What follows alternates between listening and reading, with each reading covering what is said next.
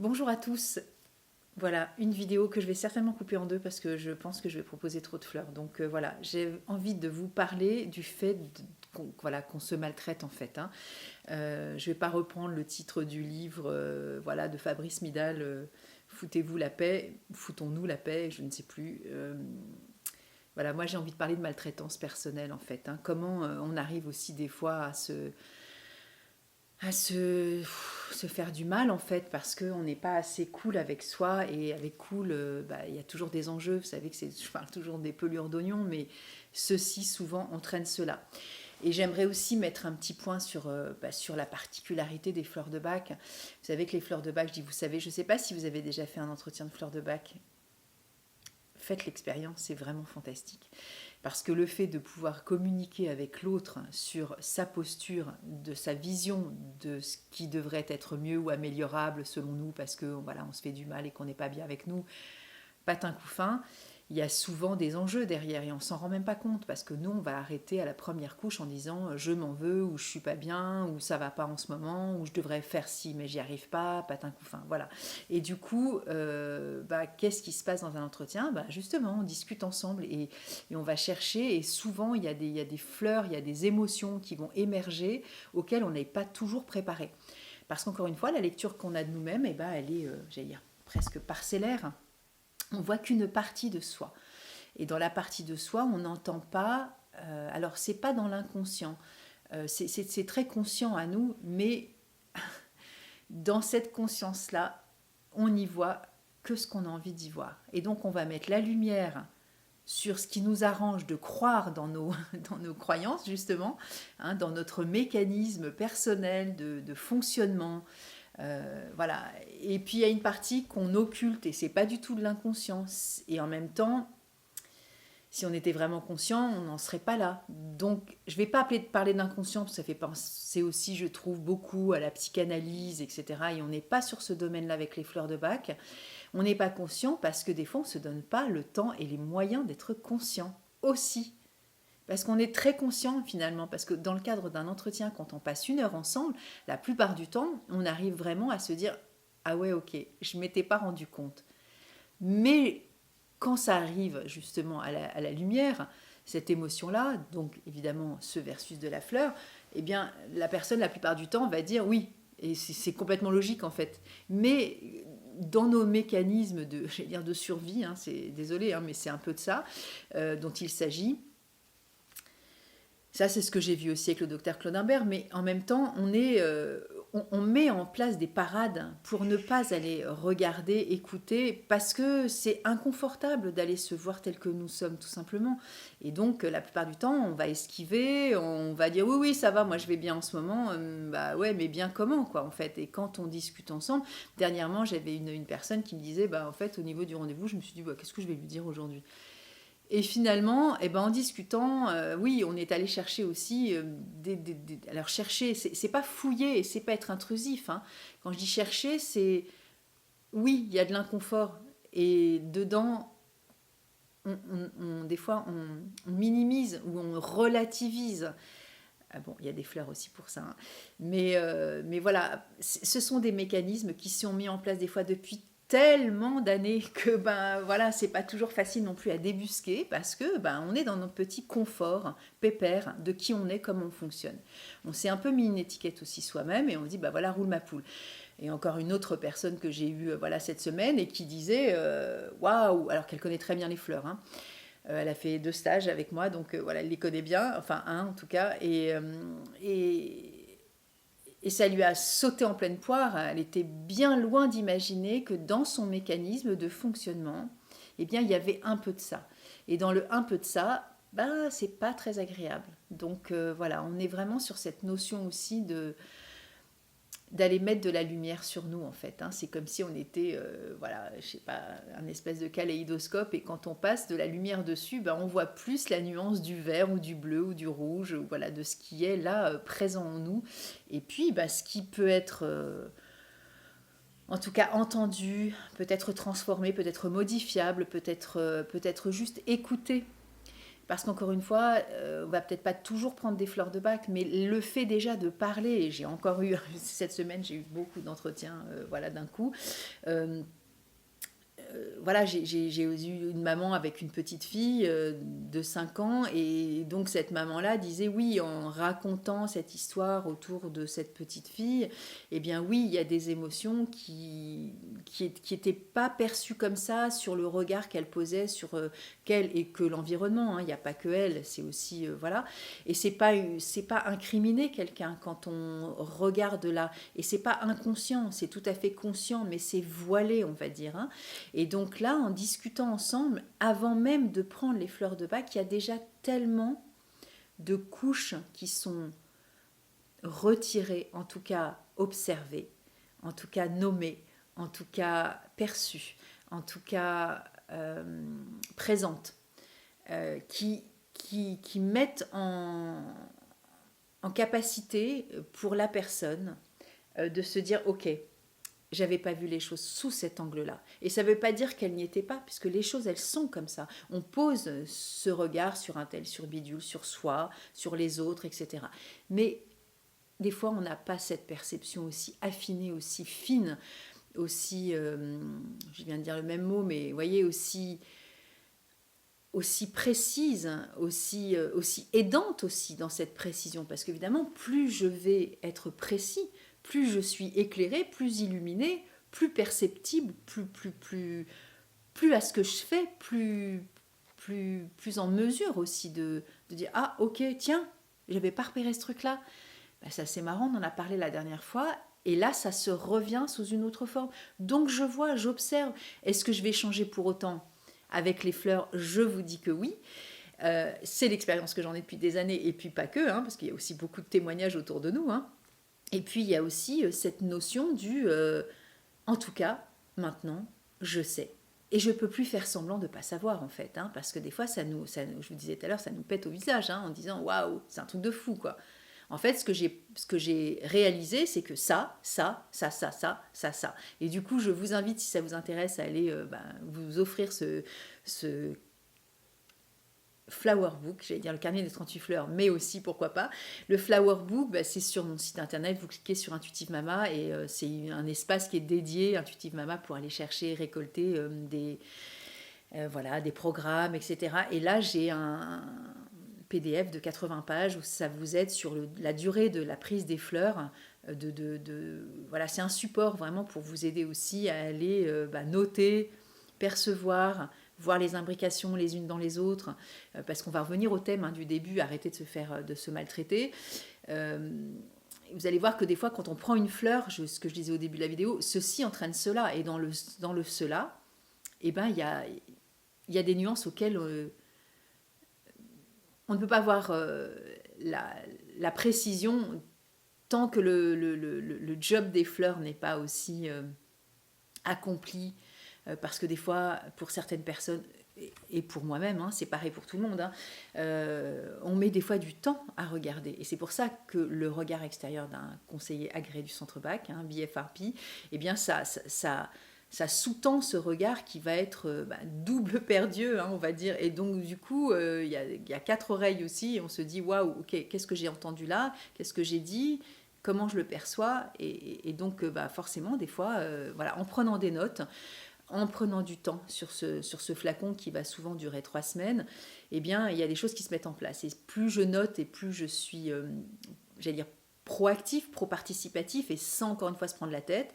Ça n'est pas une psychothérapie, les fleurs de bac, c'est pas le sujet. Toujours est-il qu'on peut quand même tirer des conclusions, des fils, et si c'est pas des conclusions, en tout cas des observations. Et ça, quand on le note, plus on le note, et puis c'est le côté aussi kinesthésique, hein, le fait de d'écrire, hein, c'est acté, c'est noté, et on ne va pas l'oublier tout simplement, donc on peut le relire dans 6 semaines, 6 mois, 1 an, 2 ans, et on pourra faire le check en disant waouh, un truc de fou à l'époque, etc., etc. Et c'est des fois encore présent en moi, ou moins, ou ça se représente sous une autre forme, etc. Grosse intro, mais nécessaire. Les fleurs de bac, c'est pas que proposer des fleurs comme je vais faire maintenant, mais c'est aussi expliquer tout l'art de de cette conscientisation émotionnelle. Et quand j'écris sur les réseaux que je suis facilitatrice de conscience émotionnelle, bon, encore une fois, ça peut paraître très pompeux. C'est difficile d'expliquer, parce que quand on dit, ouais, tu fais des fleurs de bac, ah ouais, c'est bon, je connais. Et on passe à autre chose. Mais tu connais quoi exactement? C'est quoi les fleurs de bac pour toi? Et ben c'est souvent bien différent d'un conseiller agréé du centre bac qui a fait tout ce chemin aussi avec les fleurs.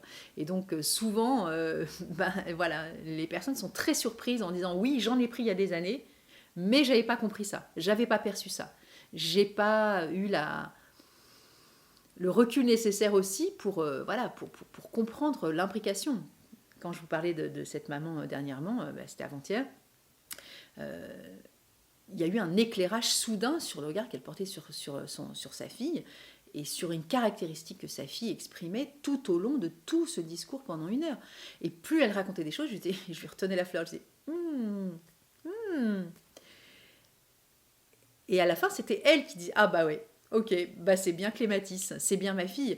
Et donc voilà, c'est aussi ça un conseiller agréé du centre PAC, c'est aussi éduquer la personne, c'est mon rôle, hein, vraiment, hein, d'éduquer pour que vous puissiez être autonome. C'est-à-dire l'autonomie, c'est quoi? C'est reconnaître en l'autre une caractéristique qui lui est tout à fait singulière et qui va marquer de façon très bénéfique et très élogieuse sa vie parce que bah, voilà, ça va l'aider. Et puis il y a des fois, bah, c'est en déséquilibre. Et quand c'est en déséquilibre, bah, c'est justement le problème pour... alors là, si je parle de l'enfant Clématis, mais pour nous, c'est pareil. Hein, voilà. Et c'est là où ce point de déséquilibre va pouvoir être justement accompagné et rééquilibré avec la prise des fleurs. Mais pas que, parce qu'encore une fois, il y a aussi tout ce chemin d'observation qui va se mettre en place, mais même souvent à notre insu. Hein. Il n'y a même pas des fois de réflexion. Il y a juste un état de conscience qui fait que, ah, on se dit, waouh, ok, c'est fou, je suis en plein dedans, en fait. Donc voilà. Je sais pas, j'en suis à 11 minutes déjà. Bon, allez, c'est pas grave. De toute façon, je vous ai dit, je vais la couper en deux, cette vidéo, parce que je sais que je suis partie pour... Et puis, ça va m'arranger, parce que dimanche prochain, je suis à Pertuis pour la journée des plantes avec Coralie Imhoff. Hein, je vous remettrai le lien dessous. Et ceux qui veulent aller me rencontrer, eh ben, c'est le moment, parce que je vais donner 2 ateliers, un sur les enfants et un sur J'arrive plus à trouver le thème. C'est pas grave, vous irez regarder parce que là j'ai un trou de mémoire. J'allais dire la charge mentale, mais c'est pas ça du tout. C'est la santé mentale, voilà. Santé mentale, émotionnelle, hein, on est d'accord. Donc voilà, allez, j'y vais. Arrêtez de se maltraiter. Se maltraiter, eh bien des fois on se maltraite parce que on est des fois trop dans la précipitation. Et donc, impatience. Quand on veut faire les choses trop vite, on va des fois se traiter tous les noms. Voilà, je vous montre la fleur de l'impatience. Hein. J'ai pris les petites cartes aujourd'hui. Voilà. La fleur de l'impatience, elle va parler de ces moments où on est tellement dans la précipitation, dans l'affolement du vite, vite, vite, vite, vite, qu'on va faire n'importe quoi. Donc, dans le n'importe quoi, il y a cette forme de ratage de quelque chose qu'on aurait pu faire avec beaucoup plus de calme et beaucoup plus de temps, beaucoup plus de patience, beaucoup plus de fois d'observation. Et de ce fait, on ne fera pas de conneries. Et quand on ne fait pas de conneries, on est content de soi. Hein, ça valorise aussi l'estime de soi. Et c'est vrai qu'avec impatience, quand on est tout le temps dans cette notion de faut faire vite, eh ben, on peut passer aussi à côté d'une forme voilà, ok. J'observe qu'est-ce qui se passe, qu'est-ce que je peux faire et je prends ce temps nécessaire pour acter, dire, faire. Parce qu'encore une fois, les fleurs de bac, c'est pas que dans l'action, ça peut être aussi dans la pensée, etc. Et donc là, on est dans cette restitution de ce rythme qui est tout à fait juste par rapport à ce qui est proposé de vivre. Et de ce fait-là, eh ben, il n'y aura pas cette forme de maltraitance derrière, c'est-à-dire de se traiter après de tous les noms, c'est-à-dire là, t'es nul, t'as raté, t'as fait trop vite, tu t'es précipité, tu t'es jeté sur le truc. Non, ça vient plus du tout après. Vous voyez, quand je vous parle de conséquences, une émotion entraîne une autre. Évidemment, souvent c'est le cas. C'est très rare qu'on soit une seule fleur. C'est quasiment même... voilà, Alors oui, sur les émotions fugaces, évidemment, ça va arriver de vivre de temps en temps une notion d'impatience. Voilà, c'est comme ça, c'est ok, ça passe dans la journée, et le lendemain c'est terminé, même dans l'après-midi. Mais des fois, c'est un peu nous tout le temps. Et c'est là où justement les fleurs, elles ont une implication soit sur du court terme, soit sur du extrêmement long terme. Parce que des fois, ça fait un bail qu'on est comme ça. Donc voilà, arrêtez de se maltraiter parce que justement, on va pouvoir prendre le temps de faire les choses. Et donc derrière, il n'y aura pas la conséquence de, des fois, des reproches qu'on va se faire. Alors les reproches qu'on va se faire, des fois, ça peut être des conséquences aussi à tout ce qu'on fait, ou tout ce qu'on dit, ou tout ce qu'on a mal dit. Et donc là, on va vraiment être pine. Pine, c'est la notion d'être dans cette perception de soi, de non-accomplissement dans la totalité de l'image qu'on se fait de soi. Parce qu'en fait, voilà, si j'étais tout à fait bienveillant à mon encontre, je n'aurais pas à redire derrière que j'aurais dû mieux faire, ou que c'est pas assez ok, ou que ça, j'aurais peut-être dû faire ça mieux, ou que ça, tiens, finalement, c'est pas au top, c'est de ma faute. Et qui va plus loin, il parle aussi de s'attribuer les fautes qu'il n'a pas commises. C'est-à-dire que dans Pine, il y a aussi cette notion du « ok, je m'auto-accuse », on parle de culpabilité, mais on va aussi des fois s'auto-accuser de phénomènes, d'actions, de propos, d'attitudes ou de vie dont on n'est absolument pas responsable. Donc là, pour le coup, cette fleur-ci, elle va aussi nous aider sur les deux effets couscous. Et cette notion de maltraitance à soi, c'est aussi dans cette notion de arrête de te faire du mal. Tu n'es pas responsable de tout. Et si tant est que tu sois responsable de quelque chose qui a des conséquences, eh bien, profites-en justement pour réajuster le tir. Et puis, dis-toi peut-être que t'as peut-être pas vu le truc, et ça peut arriver de faire des erreurs finalement. Ça peut arriver aussi de ne pas être dans l'attente de quelque chose qui aurait pu être mieux finalement. C'est ok, du coup ça me donne l'occasion de refaire, de redire, de demander pardon si nécessaire, de réajuster, je sais pas, le planning, tout ce qu'on a à penser, à dire, à faire, etc. Et donc au lieu de se maltraiter dans la culpabilité, soyons plus dans cette forme d'acceptation aussi de nos failles, tout simplement parce qu'on est hyper perfectible. Et donc, bien sûr, il n'y a pas cette notion de perfection dans Pine, parce qu'il y a cette notion de culpabilité, mais cette notion de perfection peut être aussi liée à cette notion aussi que nous, on dit, c'était pas parfait, donc je m'en veux. Donc, vous voyez que le mot perfection n'est pas lié non plus à une fleur en particulier. C'est surtout les conséquences de comment ça va agir sur moi, cette notion de perfection.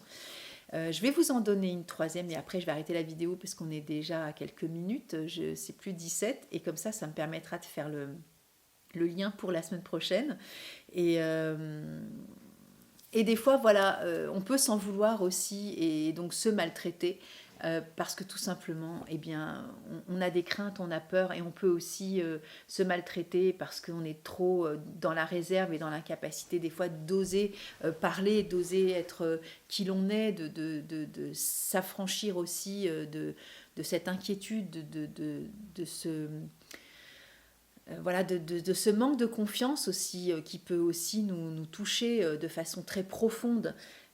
Et on peut se maltraiter dans l'incapacité aussi à vivre dans cet état de sûreté, de sécurité intérieure, parce que quand on a peur, on n'est pas serein, et quand on a peur, on s'imagine le pire en fait, et quand on s'imagine le pire, on ne vit pas dans un état de tranquillité, de paix et de confiance aussi. Et la confiance est aussi une part qui est de l'ordre de l'indicible, de quelque chose qui va faire que, ça c'est mes chats qui font tomber quelque chose, je ne sais pas si vous avez entendu, l'indicible, je ne peux pas tout maîtriser finalement, et d'être dans cet état de confiance et de sécurité, de sérénité sur ce qui peut se produire, pour moi, de toutes les conséquences, parce que je vais faire des nœuds au cerveau, parce que j'ai peur de ceci, j'ai peur de cela, oui mais si je fais ça, ça va entraîner ça, du coup il y a une forme de maltraitance. Mimulus aussi nous permet de nous reconnecter à cette part aussi de sécurité, c'est-à-dire que oui, il peut se passer tout et n'importe quoi, et en même temps, reste dans cet état de confiance, parce que quand on actionne cette peur-là en nous, ça va nous inhiber, ça va nous mettre dans une forme de retrait de participation à la vie. On va être trop sur la réserve. Alors vous allez me dire, la peur, c'est nécessaire. Évidemment que c'est nécessaire parce qu'on ne va pas se mettre en danger de la vie. Mais dans cette notion de confiance, il y aura une part d'indescriptible, une part d'inconnu. Et dans cet inconnu, il peut tout se produire. Il n'y a pas forcément de quelque chose qui va être forcément positif pour nous.